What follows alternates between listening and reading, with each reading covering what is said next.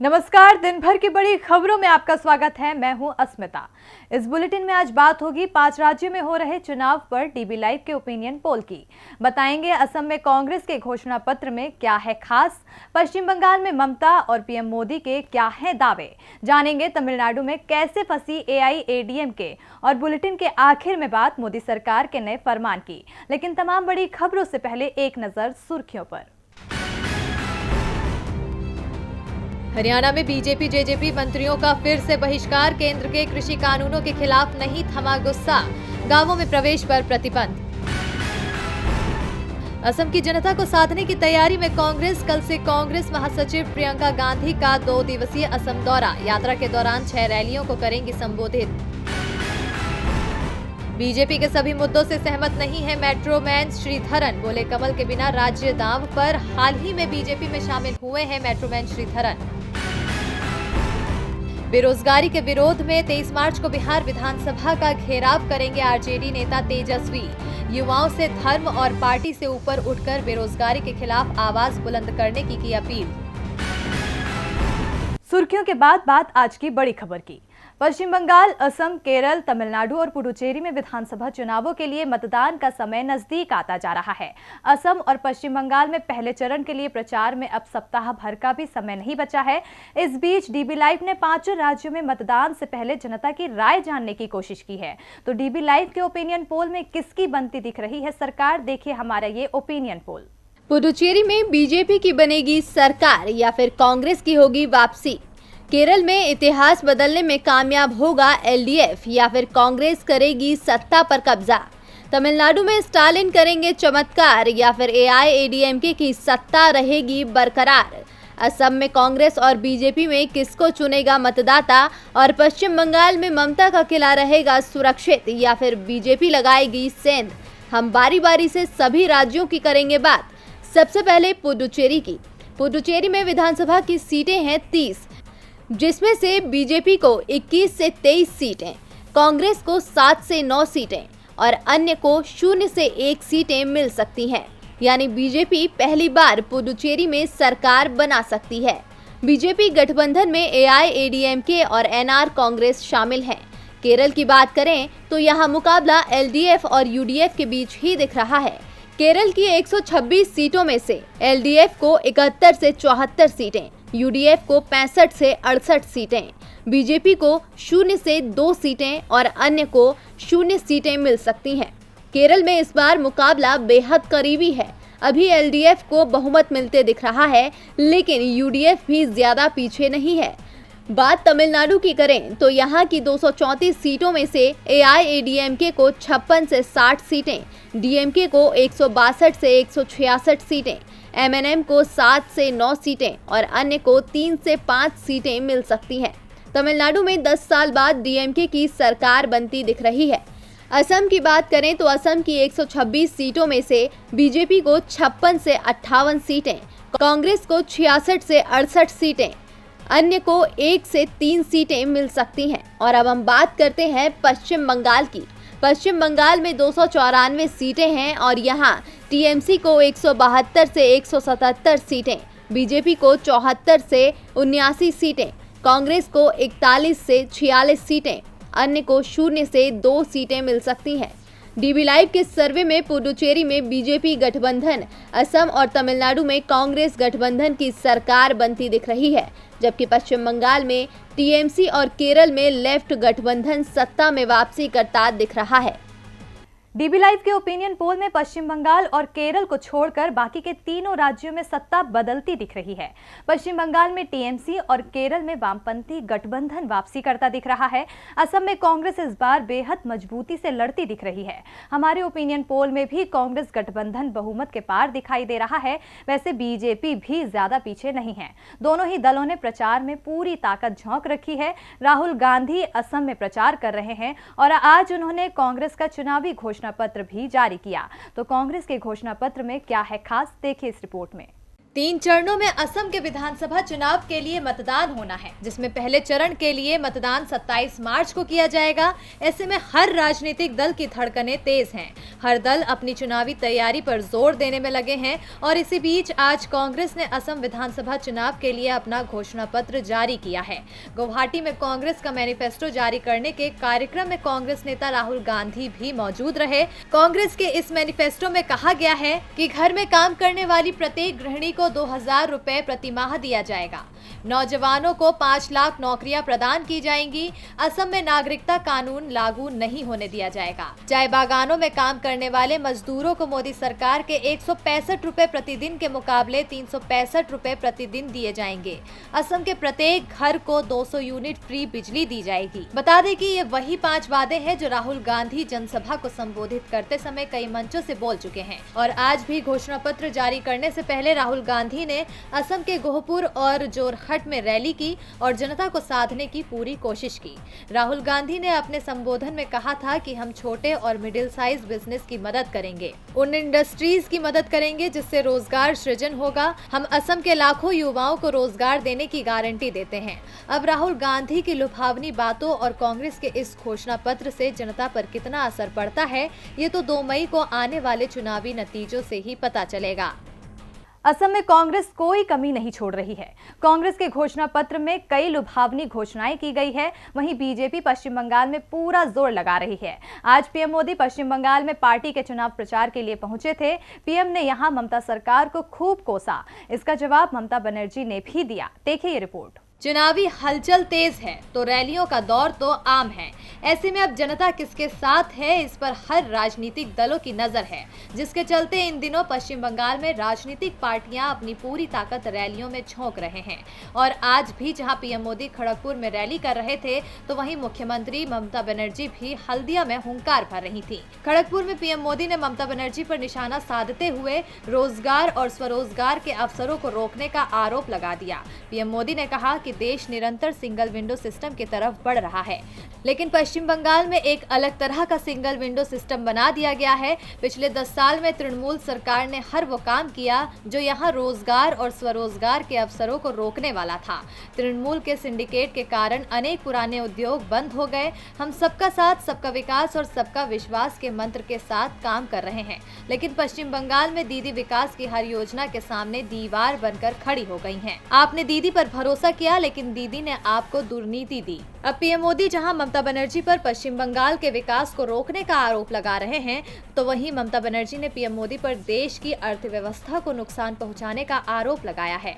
हल्दिया में अपनी चुनावी सभा को संबोधित करते हुए ममता बनर्जी ने कहा कि पीएम मोदी के नोटबंदी से लेकर बैंक बेचने के फैसलों ने देश की अर्थव्यवस्था को जबरदस्त नुकसान पहुँचाया है।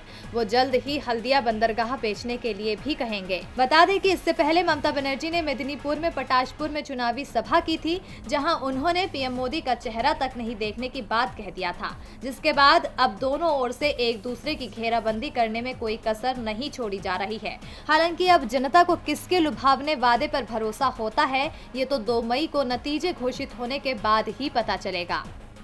पश्चिम बंगाल में जहां चुनावी पारा चढ़ा हुआ है, तो वहीं तमिलनाडु में भी विधानसभा चुनाव को लेकर सियासी पारा चरम पर पहुंच चुका है।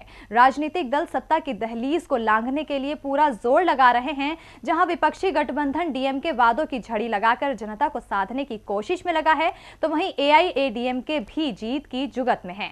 लेकिन सत्तारूढ़ गठबंधन इस जद्दोजहद में ऐसी गलती कर बैठा है, जिसे लेकर विपक्षी दलों ने उसे घेर लिया है। यहां तक कि जनता में भी उसकी किरकिरी हो रही है।